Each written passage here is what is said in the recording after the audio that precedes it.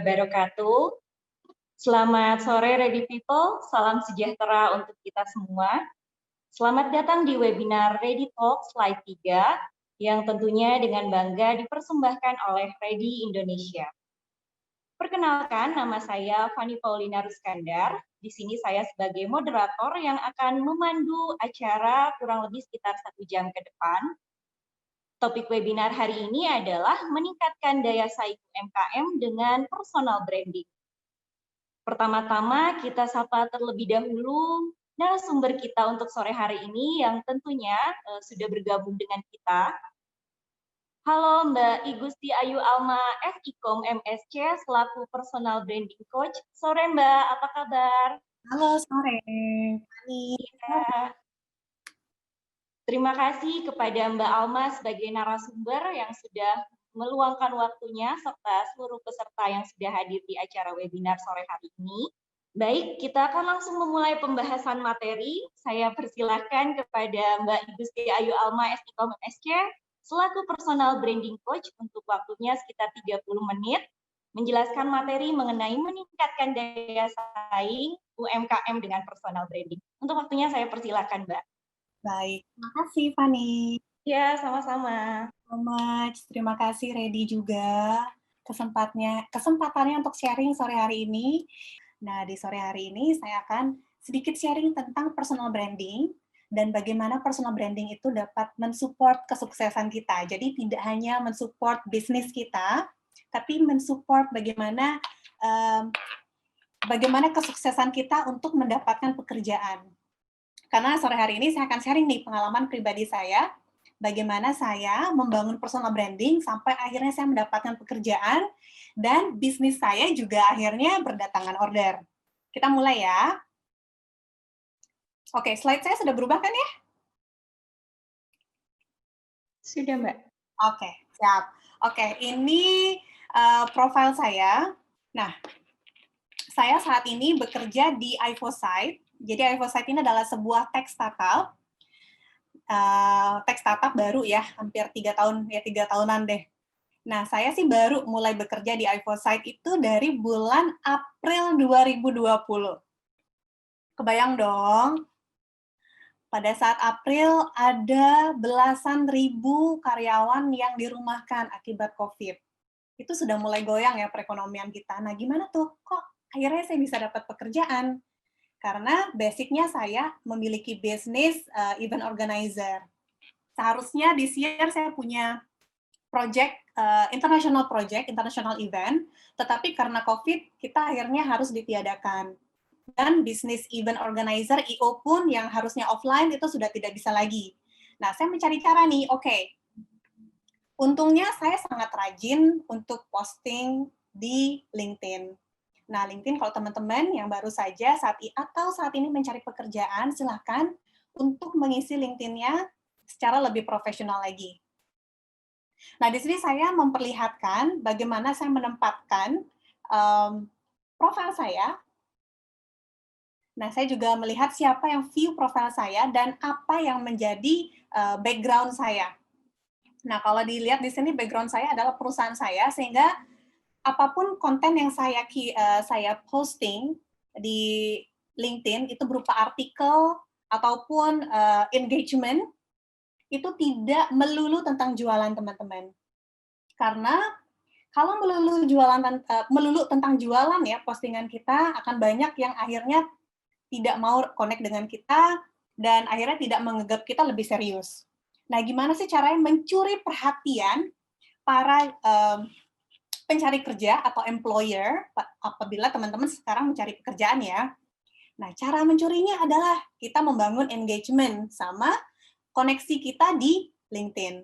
Gimana caranya? Nah, pada saat ada orang yang posting, kita sebaiknya ikut memberikan like, ataupun kita juga memberikan komentar di postingan mereka. Nah, postingannya jangan hanya yes, no, agree, atau apa, tapi kalau bisa teman-teman memberikan insight juga. Misalnya mereka ada sharing tentang personal branding.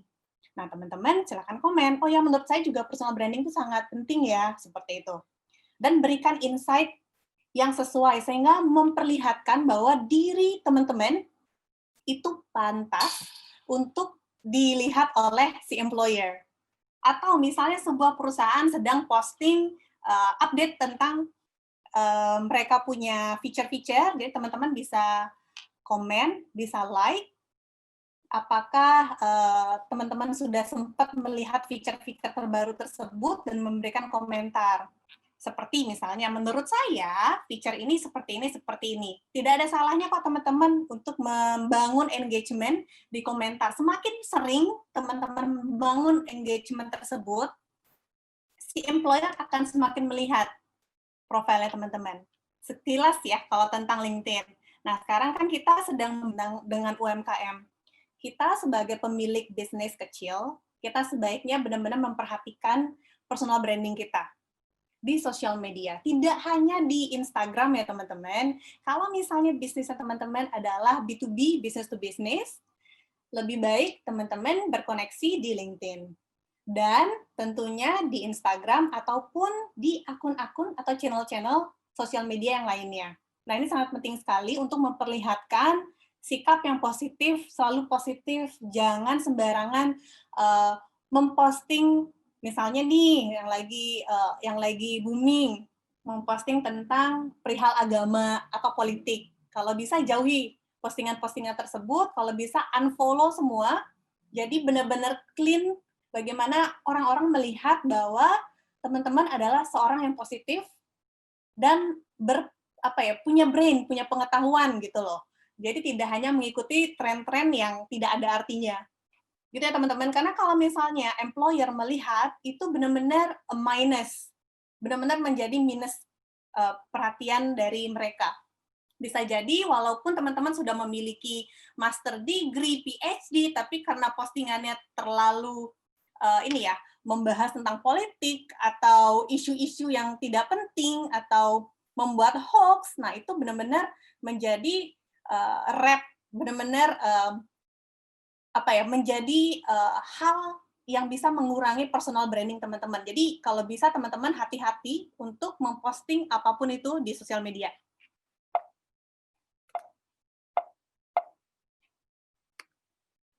Oke, screen saya sudah berubah.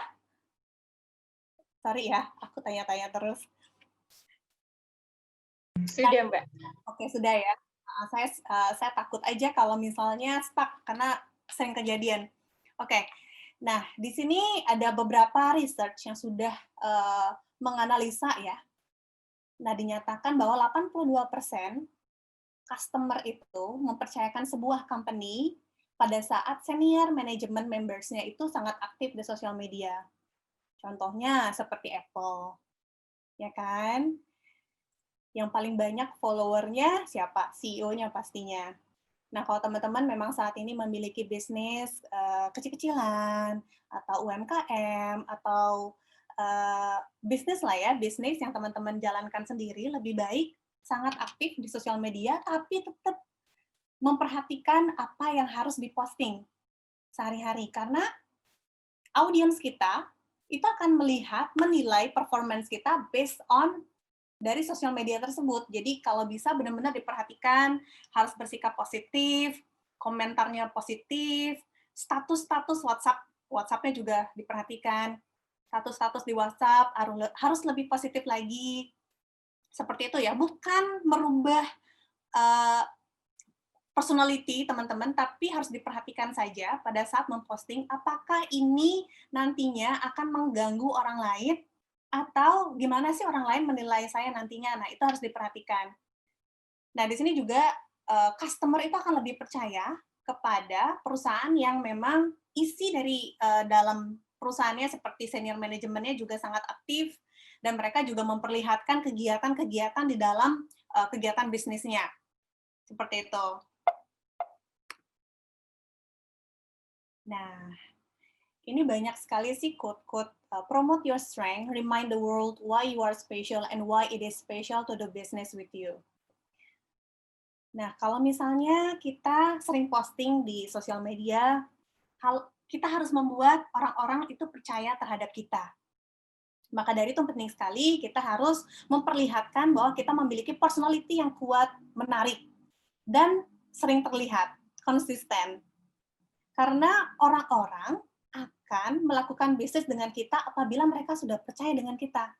Kita sekarang sudah sangat-sangat, saat ini ya, di dunia digital kita sangat-sangat, mendapatkan, kemudahan membangun hubungan dengan orang yang tidak kita kenal, atau membangun business relation terhadap orang yang tidak kita kenal. Misalnya kita B2C. Nah, customer, business to customer, customer juga harus percaya dengan bisnisnya. Maka dari itu branding dan personal branding itu sangat penting. Karena kalau misalnya kita sudah mempunyai powerful personal branding, itu akan membuka banyak sekali kesempatan-kesempatan yang kita pokoknya blessing in the sky. Everything is semua mendekati, jadi kita nggak capek-capek untuk mencari rezeki, tapi rezeki yang menghampiri kita. Gitulah ya istilahnya ya. Jadi teman-teman, mumpung sekarang dunia digital, teman-teman mungkin baru memulai karirnya atau baru memulai bisnisnya, ini sangat penting sekali teman-teman untuk mengatur bagaimana personal branding kalian di sosial media. Nah, gimana sih Kak cara mencari personal branding saya? Saya itu suka banyak hal. Saya itu suka ini, suka itu, hobi saya ini, saya suka itu juga. Gimana ya? Nah, ini sebelum kita masuk ke framework, kita harus mencari unique selling proposition kita. Unique selling point kita lah ya. Nah, dari situ, nah di sini di screen kita bisa melihat, kita harus tahu nih clarity, benar-benar clear visi kita tuh mau kemana. Apakah mau membesarkan sebuah brand? Nah, itu harus clear. Visinya nanti akhir ujungnya tuh mau kemana, kita harus benar-benar clear.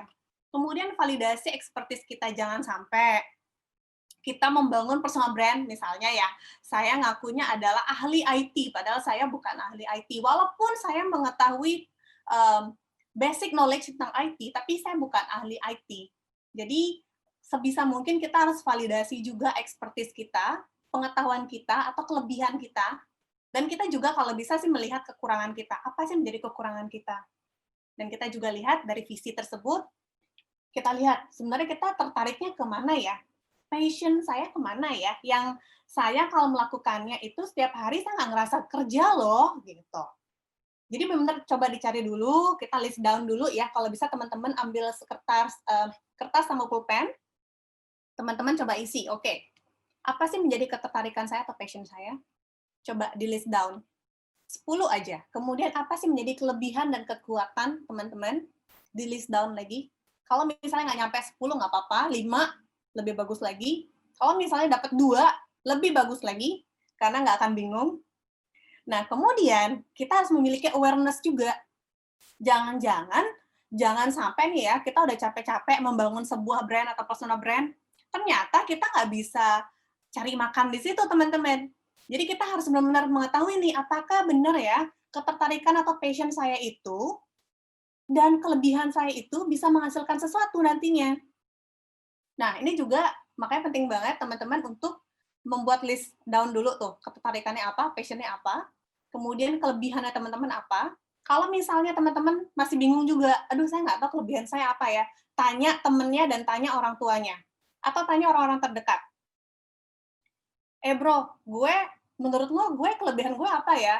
Gitu. Kalau misalnya udah bekerja, tanya temen satu perusahaan atau temen satu tim. Bro, gue boleh tanya nggak sih, lo bisa kasih gue feedback nggak sih? Gue sebenarnya bagusnya di bagian mana ya? Daerah mana sih yang menurut lo gue lebih? Jadi nggak ada salahnya untuk menanyakan kepada orang lain kalau kita belum punya awareness itu, kalau kita belum tahu di mana sih kelebihan dan kekuatan kita. Dan yang paling penting, di mana kita bisa berkarya untuk mendapatkan uang. Karena ujung-ujungnya, kita kalau mau sustain, kita harus tahu dulu nih ujungnya kemana, gitu kan. Jangan sampai kita hanya membangun brand, hanya untuk, untuk pamer ya. Jangan juga, gitu.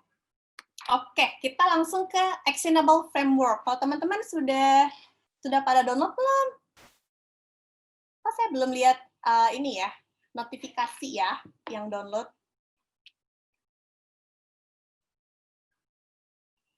Wah, nggak ada suaranya. Oke, kalau teman-teman sudah download, di dalam e-book itu juga saya sudah sediakan framework ini. Jadi step 1, tujuannya jelas. Kayak tadi, sebelum slide ini, tadi saya sudah menjelaskan, visinya dulu harus jelas dulu mau kemana.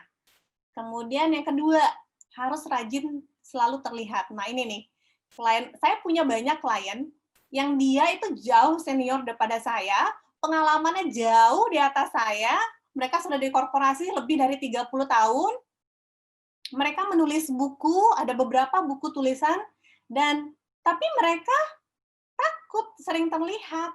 Ternyata mereka juga punya yang namanya itu inner critics. Jadi setiap orang, setiap manusia itu punya inner critics, maka dari itu saya as a personal branding coach itu hadir, bagaimana saya memperlihatkan bahwa jangan, untuk membuat mereka aware bahwa itu hanya inner critics mereka.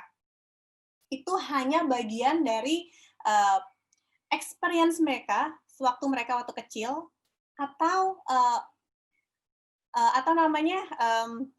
itu hanya bagian dari kritik, atau tubuhnya itu ingin melindungi dia gitu dari hal-hal yang tidak menyenangkan, karena tubuhnya sudah awal-awal udah ketakutan sendiri, jangan-jangan gue dikritik, jadi mereka tuh takut dikritik, mereka takut kelihatan jelek, padahal belum tentu, mereka tuh, ya ampun, mereka tuh pengalamannya jauh-jauh di atas saya. Dan kayaknya kalau mereka bicara nggak pede tuh kayak kita jadi bingung sendiri, kalau mereka nggak pede apa kabar gue, ya kan? Ternyata banyak loh teman-teman kejadian. Nah hal ini nih yang selalu terlihat, ini yang saya coba breakthrough, saya coba ajak sama-sama, ayo kita ungkapin kenapa sampai akhirnya klien-klien saya merasa bahwa mereka itu nggak pantas untuk terlalu terlihat gitu. Nah, yang ketiga, menjadi orang yang selalu dicari. Misalnya ya kan, kalau misalnya saya sebagai orang yang dicari as a personal branding coach, kalau misalnya nanti ready bulan depan atau 2 bulan lagi ada ada kebutuhan seorang coach, kalau misalnya saya sudah menjadi orang yang dicari, ready akan mencari saya. Atau mungkin LinkedIn nantinya, mereka sudah melihat profil saya, oh ternyata si Igusti Ayu Alma ini sering bicara loh tentang personal branding, bagaimana kalau saya invite dia untuk menjadi pembicara. Itu teman-teman, gimana caranya agar orang mencari teman-teman as orang yang expert atau orang yang selalu dicari. Ini sih kuncinya nomor 3. Nah yang keempat, menjadi service yang berbayar. Pasti kita mau sustain dong teman-teman ya. Kan nggak mau dong capek, sharing-sharing terus, tapi nggak masalah gitu kan. Tapi yang penting impact-nya besar. Tapi kan dari behind the impact, you should earn something from it. Maka dari itu visinya harus jelas dulu mau arahnya kemana. Kemudian kalau misalnya teman-teman happy tidak berbayar pun, nanti menjadi berbayar pun nggak masalah. Yang penting teman-teman sudah ada pendapatan lain gitu ya. Jadi kalau nomor 4 ya ini back to yourself again sih. Kalau saya sih lebih baik kalau memang mau sustain dan bisa dilakukan terus-menerus dan tidak idealis, step nomor 4 ini wajib. Kita harus menjadi service yang berbayar nantinya. Nggak tahu mau sekarang, mau tahun depan, 10 tahun lagi, we don't know. Ya kan? Nah, kemudian yang kelima, meminta bantuan profesional pastinya dan untuk konsisten. Karena kalau ini saya lihat memang seperti saya adalah seorang karyawan, saya masih ada pekerjaan 9 to 5 saya sehari-hari. Well, bukan 9 to 5 lagi sih, mungkin 12 jam sehari ya. Bahkan almost 24 hours.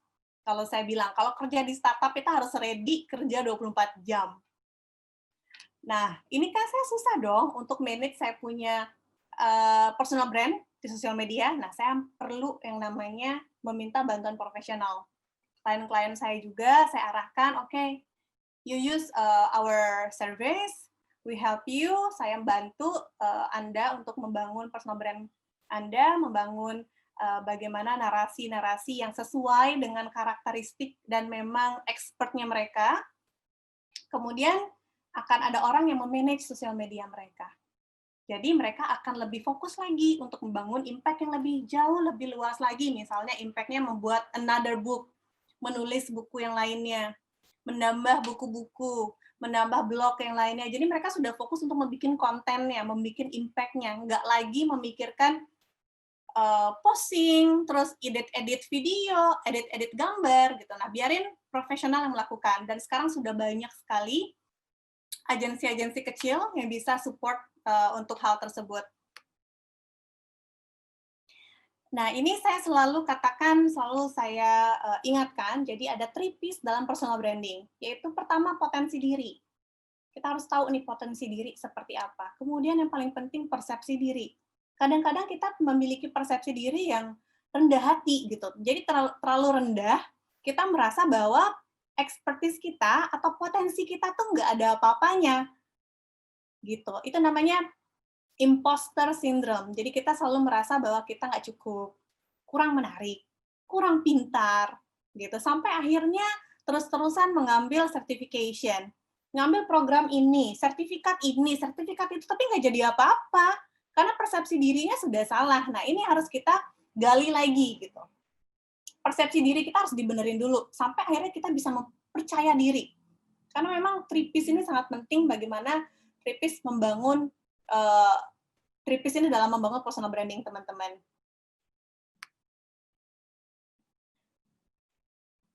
Oke, ini dari Seth Godin. If you show up regularly with generosity, everything else gonna take care itself. Jadi mungkin beliau itu menginginkan kita agar kita selalu show up regularly, jangan terlalu banyak mikir. Everything will take care itself, seperti itu. Nah, kalau misalnya dari UMKM, kenapa menurut saya personal branding terhadap, maksudnya UMKM, pemilik UMKM itu harus penting banget membangun personal branding. Itu kenapa? Karena orang itu ingin tahu siapa sih di balik bisnis itu, siapa sih di balik UMKM itu. Dan gimana sih caranya untuk UMKM membangun personal branding? Saya kurang paham deh, Kak. Caranya itu dengan berbagai cara. Satu, aktif di akun bisnisnya maupun di personalnya. Setiap hari berkomunikasi dan engage dengan audiens kita. Nah, yang ketiga, gimana secara engage-nya? Oke, kita membangun narasi. Setiap orang memiliki ceritanya masing-masing gitu ya, dan cerita itu adalah something yang unik. Kita bisa ngambil ceritanya siapa ya? Anggaplah Bapak A, dia membangun bisnis UMKM makanan.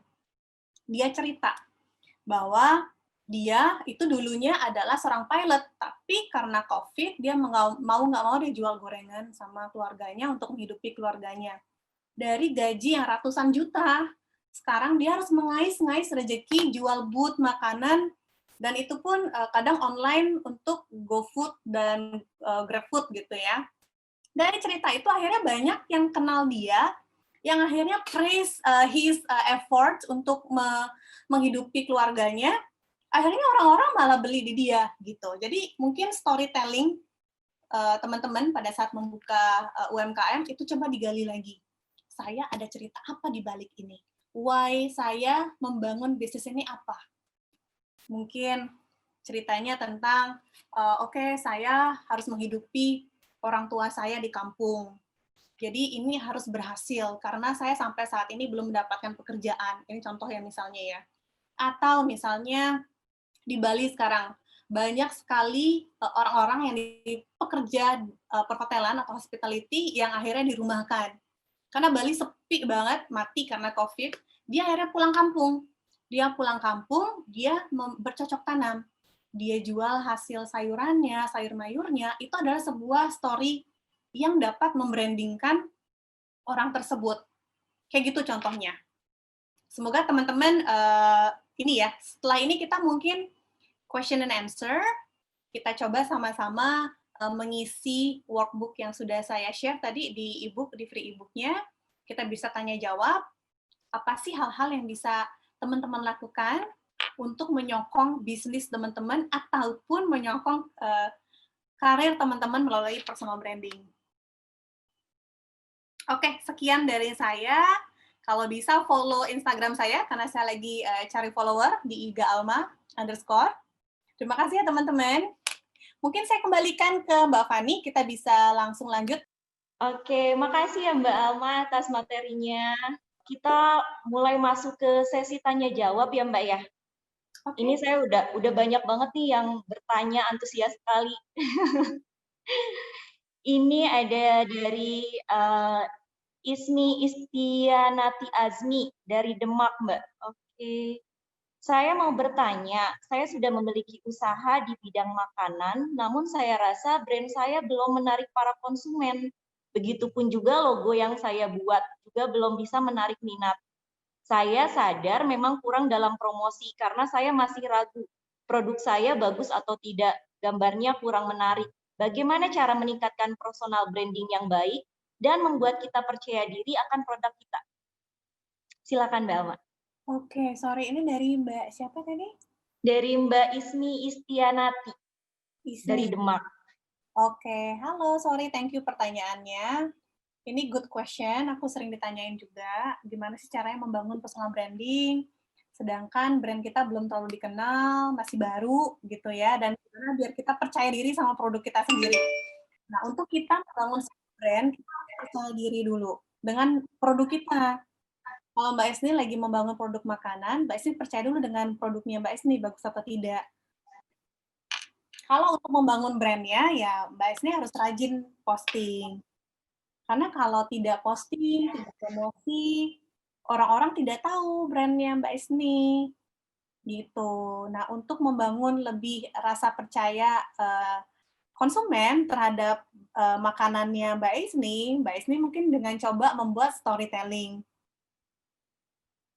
Nah, storytelling-nya itu narasinya mudah. Mbak Esni cerita tentang gimana cara pembuatannya, kemudian bagaimana kitchen-nya, bentuk dapurnya seperti apa, kemudian cerita tentang customer-customer yang membeli itu profilingnya seperti apa, gitu. Jadi kayak membangun engagement, jadi jangan melulu postingannya makanan terus harga sekian, gitu.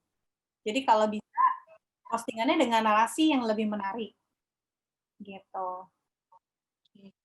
Mungkin cukup menjawab ya. Iya, terima kasih Mbak Alma. Ini sangat menjawab sih kalau menurut saya ya. Karena saya sendiri juga kalau kita mau belanja itu lebih suka dengan media sosial si usaha bisnisnya ini yang informatif gitu. Jadi kita nggak hanya tahu tentang brandnya dia, tapi banyak hal yang bisa kita dapetin dari media sosial usaha tersebut ya Mbak ya. Iya. Ada dari Mas Niko Yonatan. Pertanyaannya, jika saya berencana untuk membuat bisnis baru, menurut Kak Alma, apa yang perlu dilakukan dalam waktu dekat? Apakah membuat sosmed untuk bisnis tersebut dan membuat AIDA promotion, awareness, interest, desire, dan action, atau membuat personal branding pada sosmed individu dari diri sendiri terlebih dahulu? Atau bahkan keduanya harus dijalankan? Silakan, Mbak. Oke. Thank you pertanyaannya, menarik pertanyaannya. Berarti orang marketing nih. Bahasanya udah orang marketing. Kalau memang membangun brand baru, sebaiknya ya, tadi namanya siapa? Rio, bukan, Mas Niko. Niko. Niko. Ya, Niko boleh langsung membuat Instagram produk sih. Jadi dari sana dicek dulu apakah ada customer-nya, tes market terlebih dahulu. Seperti itu. Along the way, pasti dong ada Instagram story di akun personal. Itu bisa dimanfaatkan juga. Kayak untuk nge-boost akun Instagram yang baru. Misalnya, hai, gue udah lagi buka ini nih. Gue baru aja membuka bisnis ini. Gimana menurut kalian?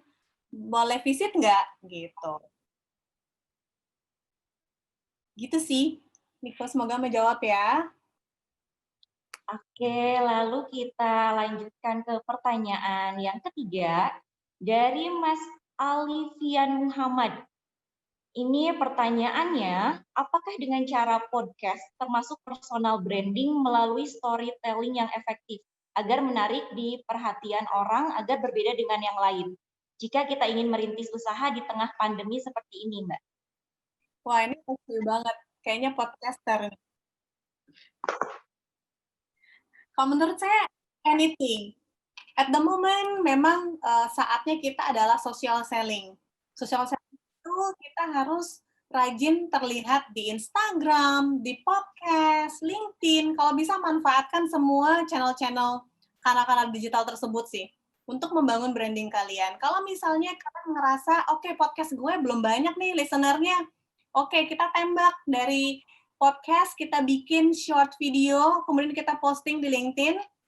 Kalau memang profesional isinya, kemudian kita bisa boost lagi posting di Instagram. Jadi basically 360 marketing bisa dimanfaatkan di sini. Kita coba any kanal-kanal digital, kita gunakan semua, kita lihat yang mana lebih efektif sama brand tersebut. Kalau misalnya lebih banyak pendengar podcast daripada penonton YouTube-nya, oh ya sudah, lanjut lagi gitu. Kalau menurut saya semua bisa dilakukan. Oke, kita harus coba semua media digital ya Mbak ya. Ya, harus Yang penting kita usaha. kita harus tes dulu sih yang mana sih audiens kita sebetulnya gitu. Dan kita juga melihat dulu nih service jasa atau produk kita itu sebenarnya marketnya ada di mana. Kalau market profesional berarti kita harus postingan itu di tempat yang profesional. Misalnya dari podcast kita lempar videonya ke YouTube. Dari YouTube linknya kita bisa lempar ke LinkedIn. Dan nggak apa-apa juga untuk dilempar ke Instagram. Jadi one go for every channel sosial media gitu. Terima kasih Mbak Alma. Lanjut, masih banyak pertanyaan nih Mbak. Kita pilih 5 aja ya Mbak ya. Panjang-panjang ya aku baca. Iya betul, karena ini sangat menarik sih Mbak untuk personal branding ini. Lalu ada Mas Kelvin Handaya. Ini pertanyaannya ada 2. Sebenarnya apa perbedaan antara personal branding dengan product branding? Dan yang kedua, di masa pandemi COVID-19 seperti ini di bidang UMKM, mana yang lebih diutamakan, personal branding atau product branding? Oke, thank you pertanyaannya. Ini dari Padang jauh, Kelvin.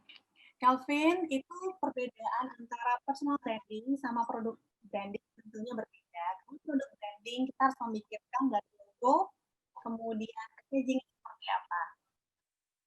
Kemudian mungkin ingredient-nya apa di dalamnya, dan warnanya seperti apa. Sedangkan kalau personal branding itu adalah bagaimana kita memperlihatkan persona kita, the real persona kita, tapi tetap kita jaga haluannya agar tidak terlalu tidak terlalu harus kita atur lah intinya kalau untuk personal branding. Kalau personal branding itu lebih bagaimana kita memperlihatkan diri kita ke khalayak. Kalau untuk produk, artinya kalau kita memperlihatkan produk kita ke market, artinya kita melakukan marketing. Tentunya dari marketing itu nantinya akan dipisah lagi tuh, marketing penjualan atau marketing branding. Gitu. Semoga menjawab ya. Oke, nomor 2 ya tadi ya, tentang UMKM. Yang keduanya, mana yang lebih diutamakan, personal atau produk? Nah, kalau lagi COVID begini kan kita tidak ada kegiatan offline ya. Jadi kita utamakan kalau misalnya lagi di rumah, kita meng-create konten yang membangun personal branding kita, dan yang ada hubungannya dengan produk kita pastinya. Nah, walaupun kita sekarang menjual produk, dan kita juga lagi nge-push brand dari produk kita, tetap kita bisa nge-push itu dari personal branding.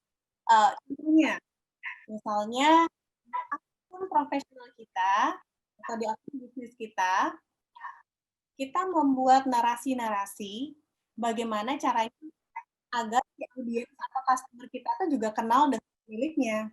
Jadi melihat keseharian pemiliknya. Jika kalian memang memiliki basic story yang benar-benar menarik, misalnya ini membantu kegiatan di kampung saya, misalnya saya membantu masyarakat di kampung saya untuk mendapatkan pendapatan, sehingga saya mengumpulkan ibu-ibu yang tidak mempunyai pekerjaan, saya membantu untuk membuat packaging-nya. Nah, itu dibikin menjadi sebuah cerita. Sehingga secara bersamaan, Kevin bisa membangun brand produknya dan sekalian membangun juga personal branding-nya Kevin. Berarti Kevin membangun sebuah personal branding yang peduli terhadap sosial, seperti itu. Jadi sebenarnya itu tergantung lagi dengan tujuannya sih. Tujuannya Kevin mau membangun personal branding seperti apa, membangun produk branding yang seperti apa. Kalau misalnya bisa dikawinkan itu bagus. Tapi kalau misalnya nggak bisa dikawinkan, aku bingung sih yang nggak bisa dikawinkan seperti apa ya. Biasanya sih personal branding itu akan nge-push produknya juga, produk brandingnya juga. Seperti itu. Oke, keduanya bisa dilakukan sekaligus ya, bisa kita kolaborasikan gitu ya Mbak ya. Kolaborasikan. Iya. Pastinya ini jawaban dari Mbak Alma akan sangat membantu sih untuk para penggiat UMKM untuk lebih meningkatkan personal branding dan juga nge-boost untuk produk brandingnya sendiri gitu.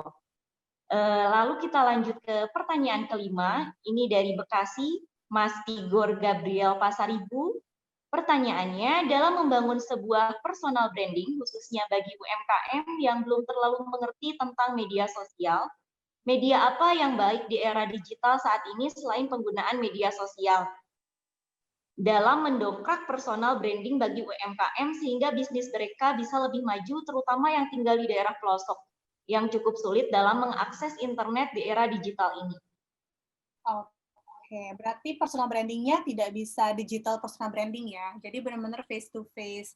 Kalau misalnya memang di daerah terpencil, ya, yang bisa dilakukan oleh sebuah UMKM untuk membesarkan bisnisnya, yaitu word of mouth. Nah, jadi yang namanya personal branding itu gimana kita membangun rasa percaya customer ke kita. Jadi pada saat si UMKM ini mencoba menjual produknya, dia harus membangun rasa percaya terhadap tetangga-tetangganya atau orang sekampungnya. Contohnya, misalnya dia berbaik hati, oke, tetangganya belum punya duit nih untuk bayar.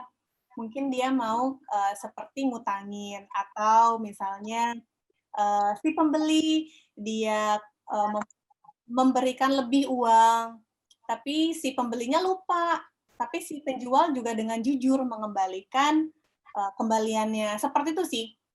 Jadi benar-benar hal mendasar dan sederhana sekali kalau misalnya membangun personal branding seperti itu. Nah, kalau misalnya di kampungnya kayak ada PKK, terus ada perkumpulan, kalau di Bali ada Banjar, namanya kalau dia memang Kristen, dia bisa di gereja. Nah, dia bisa membangun personal branding mereka di sana, di komunitas-komunitas kecilnya. Gitu. Mungkin dari sana ada orang dari kota gitu, lagi pulang kampung, bisa support dia juga punya kan. Gitu. Yang penting dia konsisten bahwa memperlihatkan bahwa dia adalah orang yang jujur, bisnisnya adalah jujur, kemudian makanannya enak kalau emang jual makanan, kemudian kalau misalnya ada ada tindakan sosial, misal membantu tetangga atau apa, nah itu bisa tuh dikomunikasikan ke tetangga atau komunitas kecilnya. Oke, jadi untuk yang belum memiliki akses ke sosial media, bisa mungkin ikut kegiatan-kegiatan sosial juga kali ya Mbak, biar dia lebih banyak bersosialisasi, bangun relasi. Sosial, iya, ikut komunitas daerahnya. Iya, betul. Oke, sebenarnya sudah 5 pertanyaan, tapi ini banyak banget Mbak pertanyaan yang masuk dan masih ada waktu. Boleh ya Mbak tambah satu lagi? Siap, nggak masalah. Oke, ini mungkin pertanyaan terakhir dari Mbak Rahel Lasmi dari Jakarta. Dalam proses berinovasi dan akhirnya menemukan unique selling point, bagaimana cara memvalidasi ide atau peluang bisnis yang tepat di masa pandemi seperti ini? Dikarenakan sulit bertemu secara langsung dengan konsumen untuk melakukan eksplorasi masalah yang dihadapi konsumen. Kemudian beliau masih merintis usaha di bidang kuliner dengan merekrut pegawai yang di PHK karena pandemi. Bagaimana cara mempromosikan produk di masa pandemi? Oke. Oke, wow, really good question. Wow, very good cause juga ya, mempekerjakan yang sedang di PHK. Ini bisa menjadi sebuah narasi sih. Sebenarnya menjadi sebuah narasi yang menarik. Kalau misalnya siapa? Rahel. Mbak Rahel ya. Rahel, oke. Mungkin aku runut dulu ya dari pertanyaan yang pertama, gimana cara memvalidasi. Berarti artinya memvalidasinya dengan sosial media pastinya. Kita posting dulu apa yang kita jual, kemudian kita validasi, kita sama dengan GoFood, GrabFood, kemudian kita bikin narasi. Kalau memang narasinya membantu teman-teman yang sedang kena PHK, ini akan sangat menarik sekali sih. Mungkin Rahel kalau misalnya punya kamera HP aja, itu bisa dibuat kegiatan kegiatan karyawan-karyawannya yang sekarang memang kena PHK itu.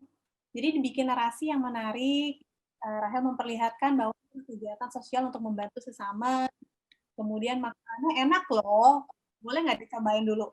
Gitu. Nah, untuk validasinya bisa melakukan hal itu sih, Rahel. Mungkin tanya teman-teman dekat dulu, "Hey guys, saya ada jualan baru," juga dari teman-teman yang kemarin kena PHK, kita coba blasting di WhatsApp grup dulu, kalau memang mau validasinya, gitu. Jadi menggunakan hal-hal yang sederhana yang biasa kita pakai sehari-hari sih untuk memvalidasi market tersebut. Wah ini seru nih, keren-keren.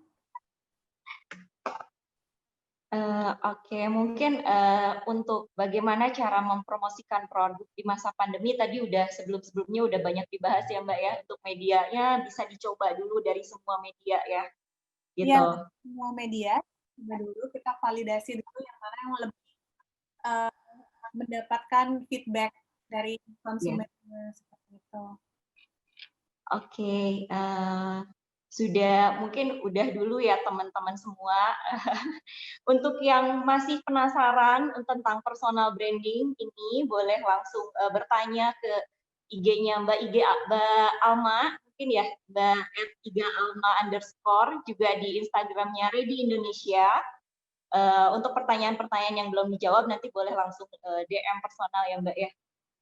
Yes, bisa. Oke, Jangan lupa baik. ya, nanti kita bisa ngobrol. Kalau ada framework, misalnya paham, bisa DM saya. Oke, mungkin ini sudah sampai kita di penghujung acara nih Mbak. Ada yang mau disampaikan mungkin sebelum kita closing dari Mbak Alma? Silakan Mbak. Oke, aku paling cuman sedikit aja, jadi nggak panjang-panjang. Based on my experience, personal branding itu sangat penting. Jadi kalau bisa teman-teman mulai berhati-hati tentang apapun itu yang kalian posting di sosial media, terutama kalau kalian sedang membangun sebuah bisnis, gitu. Dan untuk menjual sebuah produk itu sekarang kan sangat mudah sekali, kita bisa lewat sosial media, kita bisa langsung menjualnya. Jadi paling pesan aku adalah sebisa mungkin kita tahu dulu tujuan kita mau kemana dulu kalau pengen membangun personal branding. Kalau misalnya tujuannya untuk membesarkan usaha, monggo diperhatikan dengan komentarnya. Kemudian kalau misalnya ada cerita yang bisa kita angkat, yang menarik seperti Rahel tadi, bahwa mempekerjakan teman-teman yang sedang PHK, itu bisa di-up ceritanya, dibuatkan narasi. Satu narasi itu bisa kita potong-potong untuk menjadi 1 bulan konten loh teman-teman. Nah ini kalau misalnya memang ada social conscience ya itu oke banget. Gitu. Itu aja sih, sekian. Semoga teman-teman mendapatkan manfaat dari sharing sore hari ini. Kalau misalnya ada pertanyaan, boleh DM saya di Instagram. Oke, terima kasih kepada narasumber kita Mbak Ayu Alma. Thank you Mbak atas materi yang sudah diberikan. Semoga bermanfaat untuk kita semua. Sekian mungkin untuk sore hari ini. Terima kasih banyak untuk sharingnya. Terima kasih semuanya. Selamat sore. Wassalamualaikum warahmatullahi wabarakatuh.